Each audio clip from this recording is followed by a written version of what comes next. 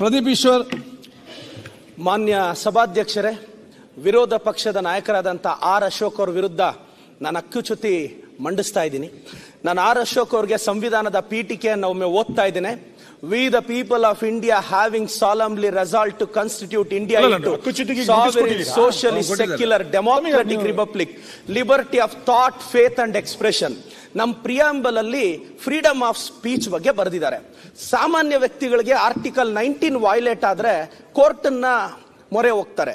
ಒಂದು MLA article 194, ನನಗೆ ಅಸೆಂಬ್ಲಿಯಲ್ಲಿ ಒಂದು MLA ಆಗಿ ಮಾತನಾಡ್ತಕ್ಕಂಥ ಫ್ರೀಡಮ್ ಇದೆ. ಮೊನ್ನೆ ಚರ್ಚೆ ನಡೆಯುವಾಗ ಶಾಸಕರು ಬಹಳಷ್ಟು ಪದಗಳನ್ನ ಬಳಸಿದ್ರು, ವಿರೋಧ ಪಕ್ಷದ ನಾಯಕರು ಕೆಲವು ಪದಗಳನ್ನ ಬಳಸಿದ್ರು. ಖಂಡಿತವಾಗೂ ಆ ಪದಗಳಿಂದ ನನಗೆ ಬೇಸರ ಆಗಿದೆ ಅಂತ ನಾನು ಇದನ್ನ ಮಾತಾಡ್ತಿಲ್ಲ. ಆದ್ರೆ ಅವ್ರಿಗೆ ಅಂತ ಪದಗಳನ್ನ ಹೊಸ ಶಾಸಕರ ವಿರುದ್ಧ ಬಳಸಿದ್ರೆ ಒಂದು ಹೊಸ ಶಾಸಕರ ಕನಸುಗಳು ಇಟ್ಕೊಂಡು ವಿಧಾನಸೌಧಕ್ಕೆ ಬಂದಿರ್ತಾರೆ.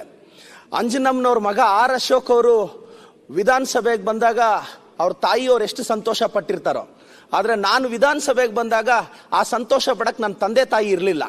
ಒಂದು ಸರ್ಕಾರಿ ಆಸ್ಪತ್ರೆಯಲ್ಲಿ ಚಿಕಿತ್ಸೆ ಸಿಗದೆ ತಂದೆಯನ್ನ ಕಳ್ಕೊಂಡು ಪೋಸ್ಟ್ ಮಾರ್ಟಮ್ ಕಿಟಕಿಯಲ್ಲಿ 12 ತಾಸು ವೆಯ್ಟ್ ಮಾಡಿದಾಗ ಅಂತ ಒಂದು ಮೂಮೆಂಟ್ ಅಲ್ಲಿ ಪ್ರದೀಪ್ ಈಶ್ವರ್ ಅನ್ನೋ ವ್ಯಕ್ತಿತ್ವದ ಅಗ್ರೆಸಿವ್ನೆಸ್ ಹುಟ್ಟುತ್ತೆ.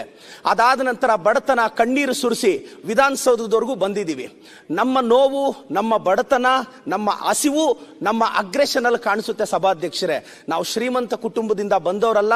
ಪೆರೇಸಂದ್ರದ APMC ಮಾರುಕಟ್ಟೆಯಲ್ಲಿ ಮೂಟೆ ಒತ್ತೋನು, ಟ್ರ್ಯಾಕ್ಟರ್ ಓಡಿಸಿದವನು, ತೋಟಕ್ಕೆ ನೀರು ಕಟ್ಟಿ ಬದುಕನ್ನ ಕಟ್ಕೊಂಡವನು.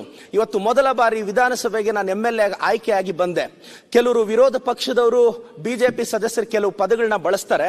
ಆ ಪದಗಳು ನಿಜವಾಗ್ಲೂ ಅವ್ರು ಬಳಸೋದಿಕ್ಕೆ ಅಷ್ಟು ಅರ್ಹತೆ ಖಂಡಿತವಾಗೂ ಕೆಲವು ಪದಗಳನ್ನ ಅವ್ರು ಬಳಸ್ತಿದ್ದಾರೆ. ನಾನು ಗೆದ್ದ ನಂತರ ಇವತ್ತು ನನ್ನ ತಂದೆ ತಾಯಿ ಸೂಕ್ತ ಸಮಯಕ್ಕೆ ಚಿಕಿತ್ಸೆ ಸಿಗಲಿಲ್ಲ ಅಂತ ನಾನು ಗೆದ್ದ ನಂತರ ನನ್ನ ಸ್ವಂತ ಖರ್ಚಿನಲ್ಲಿ 10 ಆಂಬ್ಯುಲೆನ್ಸ್ ಬಿಟ್ಟಿದ್ದೀನಿ ಸಭಾಧ್ಯಕ್ಷರೇ. ನನ್ನ ನೋವನ್ನ ವ್ಯಕ್ತಪಡಿಸಕ್ಕೆ ಬಿಡಿ ಸಭಾಧ್ಯಕ್ಷರೇ.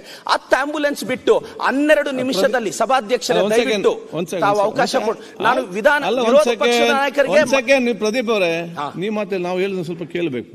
ನೀವು ನಿಲ್ಲುವ ಸೂಚನೆ ಮಂಡಿಸಿದ್ರಿ.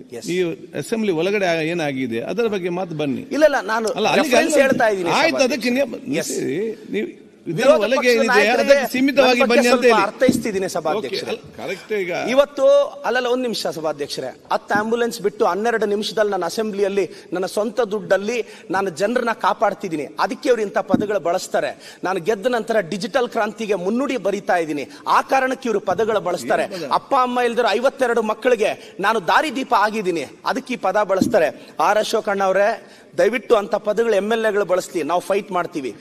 ವಿರೋಧ ಪಕ್ಷದ ನಾಯಕರು, ತಮ್ಮ ಬಗ್ಗೆ ನಮ್ಗೆ ಅಪಾರವಾದ ಗೌರವ ಇದೆ, ಅಂತ ಪದಗಳನ್ನ ತಾವು ಬಳಸ್ತೀರಾ, ನನಗೆ ಬಹಳ ಬೇಸರ ಆಗುತ್ತೆ ಸಭಾಧ್ಯಕ್ಷರೇ. ಈಗ ಇದಕ್ಕೆ ನಾನು ಆರ್ ಅಶೋಕ್ ಅವರ ಉತ್ತರವನ್ನ ಬಯಸ್ತೇನೆ ಸಭಾಧ್ಯಕ್ಷರೇ.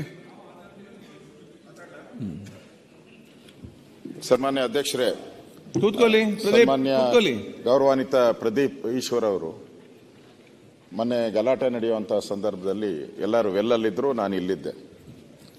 ಆ ಸಂದರ್ಭದಲ್ಲಿ ನಾನು ಕೆಟ್ಟ ಪದ ಉಪಯೋಗ ಮಾಡಿದ್ದೀನಿ ಅಂತ ಅವರು ನನ್ನ ಬಗ್ಗೆ ನಿಮಗೆ ಅವಾಚ್ಯ ಶಬ್ದಗಳು, ಕೆಟ್ಟ ಅಂದ್ರೆ ಅದನ್ನೇ ಅವಾಚ್ಯನೇ ನಿಮ್ಮ ಲೆಕ್ಕದ ಅಂತ ಹೇಳಿದ್ದಾರೆ.